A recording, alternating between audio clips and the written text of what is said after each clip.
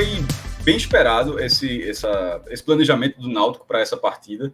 O Náutico jogou no sábado contra o Fortaleza, jogou na terça, nos aflitos, empatou, jogou depois na terça contra o Atlético de Alagoinhas, venceu, 2 jogos pela Copa do Nordeste, teria esse jogo na quinta e tem um jogo no domingo contra o CSA, ou seja, 4 jogos em 9 dias, dos quais 3 pela Copa do Nordeste, num cenário onde o Náutico não é aquele de largar a Copa do Nordeste, como aconteceu, acho que em 2018, quando ele acabou sendo eliminado e já começou a dizer, melhor focar o estadual, porque, enfim, acabou sendo eliminado. Nesse momento, o Náutico se firmou ali no G4, tá com uma boa colocação e vai para um jogo decisivo contra o CSA, até porque o turno é bem curto, né? O jogo contra o CSA é pela 6ª rodada e são apenas 8 rodadas.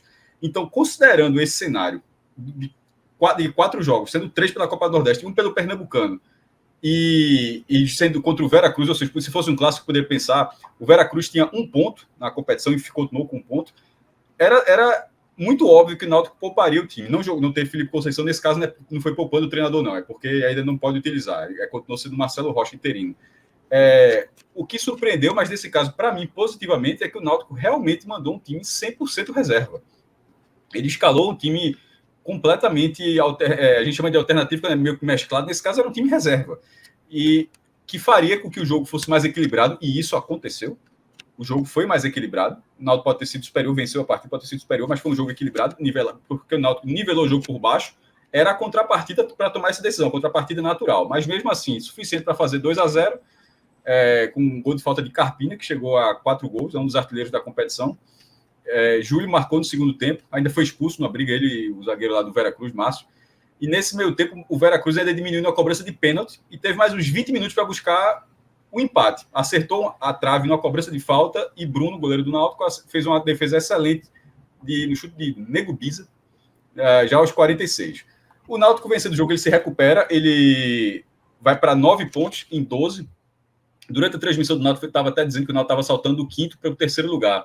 Só que estava acontecendo, simultaneamente estava acontecendo Afogados e Salgueiro. E como o Salgueiro venceu, o Náutico ele subiu para o 4º. Tem 9 pontos, acima dele todo mundo já tem 10 para cima.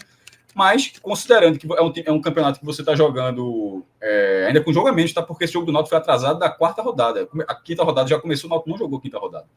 Afogados e Salgueiro foi da 5ª rodada, por exemplo. Então, é uma campanha, é uma gordura segura do Náutico para o Náutico focar o último jogo dessa sequência de 4 jogos em 9 e, sobretudo, o jogo da próxima quarta-feira contra o Tocantinópolis pela Copa do Brasil.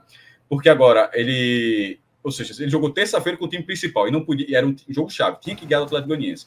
Jogou com o time principal ali. Dali teve de sábado até domingo para se preparar para esse jogo do CSA. Quando eu falo decisão é porque é um jogo muito importante, mas não é decisão ao pé da letra. Não é perder, estar fora da Copa do Nordeste. Não é esse o caráter, mas é um caráter que, dentro do que se propõe a competição nesse momento, é um jogo-chave. Não é um jogo descarte, vamos lá, fizer uma boa partida, ótimo. Não, tem que entrar com espírito de decisão. É dessa forma que eu encaro.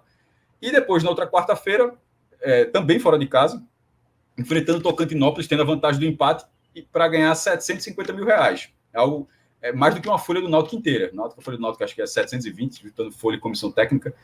E é uma grana excelente. Então, por que eu estou contextualizando isso? Porque não consigo ver um senão em relação à essa decisão tomada por direção, comissão técnica, enfim, por todo mundo que faz o Náutico, para ter colocado, dado o peso correto ao jogo.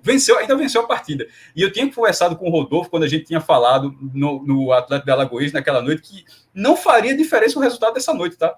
Que era para fazer isso, um time, não cheguei nem a falar de 100% reserva, como foi o caso, e achei até melhor do jeito que foi, mas que era colocar esse time e tirar o peso, que eu lembro até o debate foi, não adianta colocar esse time, perder e virar pressão, como aconteceu com o Sport dos tropeços, com Caruaru, com o Retrô estava principal, mas com Caruaru e com Afogados.